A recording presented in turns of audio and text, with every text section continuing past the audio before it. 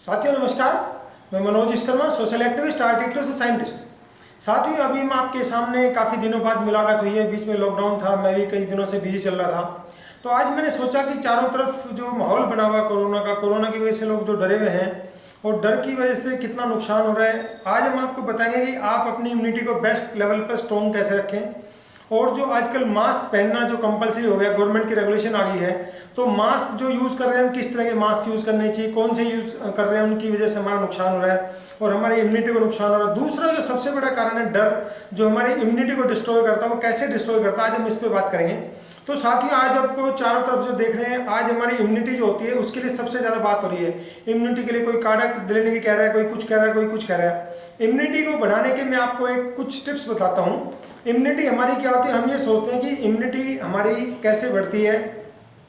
Immunity क्या होती है कि आपकी रोग से लड़ने की कैपेसिटी, क्षमता, उसको रोग प्रतिरोधी क्षमता बोलते हैं या उसको इंग्लिश में इम्यूनिटी कहते हैं।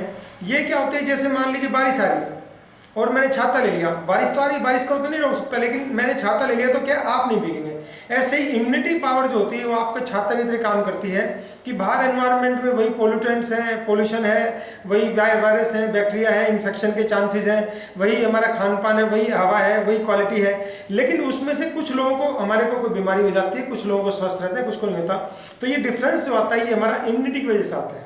अब मैं बताता हूँ कि आपको इम्यूनिटी को स्ट्रॉन्ग करने के सबसे बढ़िया तरीके क्या है। नॉर्मली हम ये सोचते हैं कि आप बढ़िया बढ़िया काजू बादाम खा लो और कोई महंगी चीज़ खा लो तो आपकी इम्यूनिटी बढ़ जाएगी। देखिए हमारी बॉडी को रन करने के लिए खान पान अच्छा होना जरूरी है, लेकिन हमारी इम्यूनिटी को स्ट्रॉन्ग करने में सबसे बड़ा जो योगदान होता है वो हमारे थॉट्स का, इमोशन का, फीलिंग का होता है। जो आपका माइंड होता है, लाखों इन्फॉर्मेशन हमारे आंखों के आगे से गुजरती है, डेली लाखों इन्फॉर्मेशन को हमारा माइंड प्रोसेस करता है। ये देखिए कितना स्ट्रॉन्ग और फास्ट प्रोसेसर हमारे माइंड का, जो फ्रैक्शन ऑफ सेकेंड, जो एक सेकेंड के हिस्से में भी बहुत सारी इन्फॉर्मेशन को प्रोसेस करता है। और जब हम उसमें से आपको रात को सोते हो तो आपको इस दिन की मुश्किल से 10-15 घटनाएं याद होती हैं और कुछ को तो 2-4 से ज़्यादा भी याद नहीं रहती, 10-15 भी मैंने ज़्यादा बता दी। तो इम्यूनिटी को स्ट्रॉन्ग करने का सबसे बढ़िया तरीका क्या है, जैसे कोई मकान होता है, मकान किससे बनता है, ईंट से बनता है। ईंट भी क्या होती है, ईंट के भी कण होते हैं, मिट्टी के जो कण होते हैं। तो इस तरह हमारी बॉडी के अंदर लाखों सेल होती हैं, टिश्यू होता है, टिश्यू अलग अलग ऑर्गन होते हैं, जैसे मान लो रेस्पिरेटरी ऑर्गन हो गया, हार्ट हो गया, किडनी हो गया, लीवर हो गया,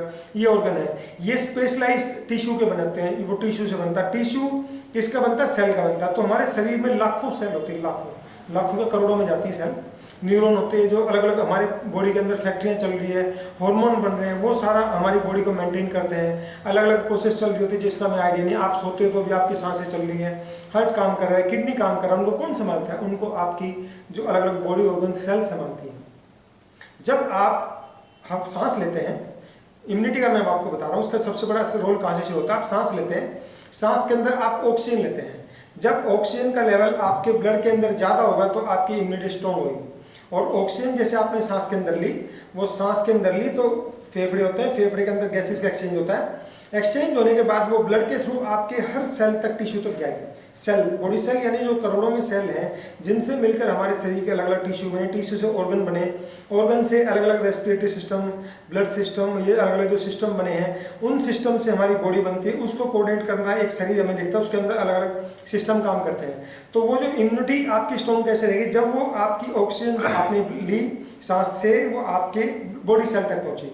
अब बॉडी सेल तक पहुंचाने के लिए आपको क्या करना है, आपको क्या करना है कि आपको जो सांस लेने का तरीका वो बदलना। हम जो नॉर्मली सांस लेते हैं वो शैलो ब्रीदिंग होती है, सांस यहाँ से लेते हैं तो उसमें ऑक्सीजन आपने ली, वो आपकी बॉडी सेल तक नहीं जा पाती, ऑक्सीजन की कंसंट्रेशन कम रह जाती है।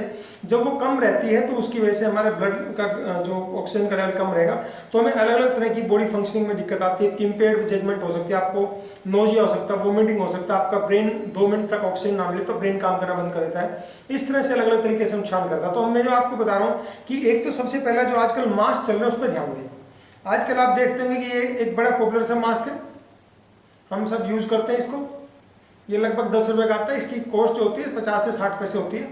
10 रुपए में आता है और हम इसको लगा लेते हैं, बड़े खुश हो गए कि मास्क लगा लिया, क्योंकि हमें जो बताया जा रहा है, टीवी पे देख रहे हैं, मीडिया में देख रहे हैं, वही हमें समझ आता है। अब ये मास्क लगा लिया आपने, और ये मास्क लगाने का इसका सबसे बड़ा नुकसान मैं बताता हूँ क्यों होता है, कैसे होता है।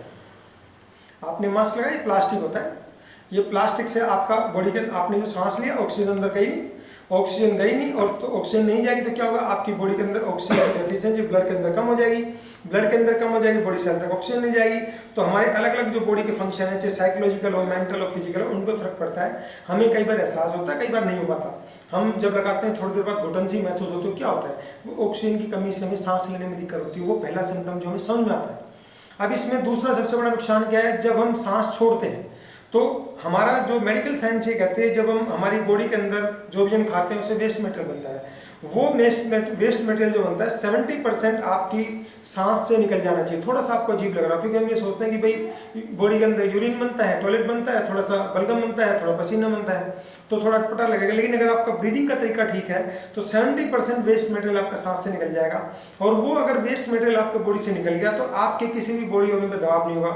लेकिन क्या होता है, हमारा सांस का गलत तरीका होने की वजह से, शैलो ब्रीदिंग होने की वजह से वो वेस्ट मटेरियल निकलता नहीं है और वो अलग अलग बॉडी ऑर्गन पे दबाव बनता है। जैसे कोई मेरे सर पे कोई 10 किलो वजन रख दे, 10 मिनट, 5 मिनट, 15 मिनट, 20 मिनट, 1 घंटे बाद में थक जाऊंगा, ऐसे ही आपकी बॉडी ऑर्गन पे वजन डाल दिया और वो लंबे समय तक रहेगा, तो वो क्या होता है, अलग अलग बीमारी के रूप में रिफ्लेक्ट होता है। कोई किसी को ब्रेन की प्रॉब्लम होगी, किसी को हार्ट की होगी, किसी को किडनी की होगी, किसी को इंटेस्टाइन की, किसी को हार्ट की, तो अलग अलग रूप में वो डिजीज रिफ्लेक्ट होती है। ये है डिजीज होने का कारण।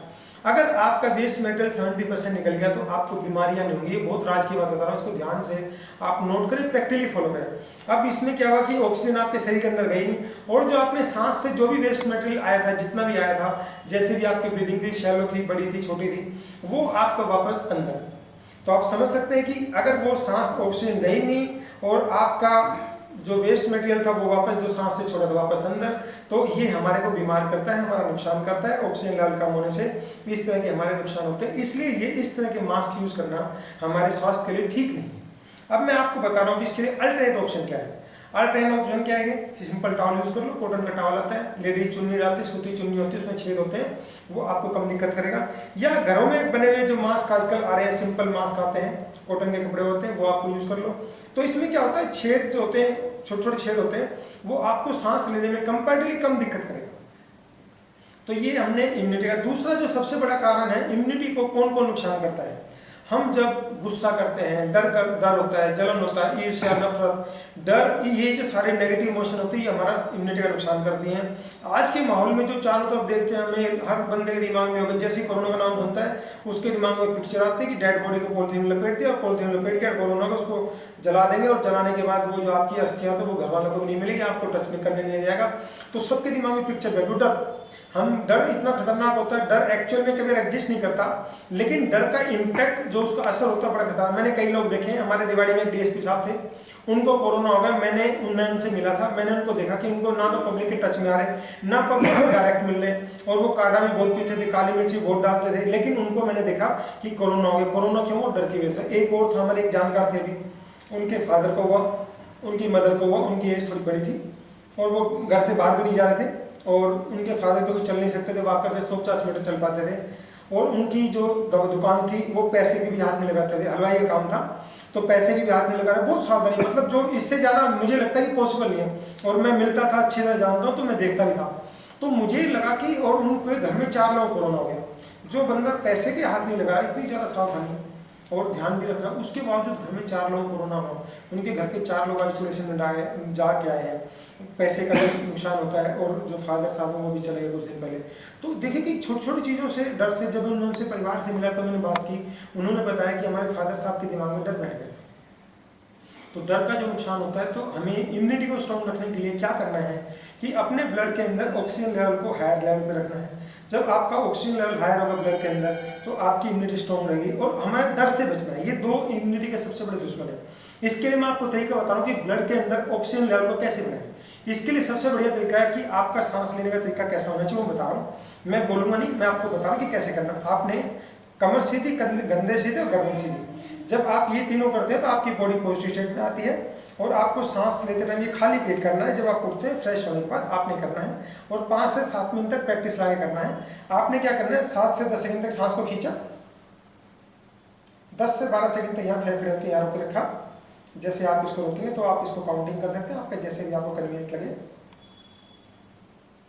12 सेकंड तक लगभग इसको रोकना है, क्योंकि आप इसको रोकते हैं तो आपकी ऑक्सीजन बॉडी के अंदर जाएगी और आपने जो वेस्ट मटेरियल है वो ब्लड के थ्रू एक्सचेंज होकर वो बाहर निकली। अब आपने क्या करना है, सांस को नाक से लिया था, अब आपने मुंह से बिल्कुल धीरे धीरे छोड़ना है, 15 सेकंड से ज़्यादा टाइम में छोड़ना है। क्या करना है, 7 से 10 सेकंड में सांस खींचा, 10-12 सेकंड यहाँ रोक रखा और 15 सेकंड से ज़्यादा टाइम में आप उसको मुंह से बिल्कुल धीरे धीरे छोड़ेंगे। अब मैं आपको बोलूँगा नहीं, करके दिखाऊंगा, आपको उसको ध्यान देंगे।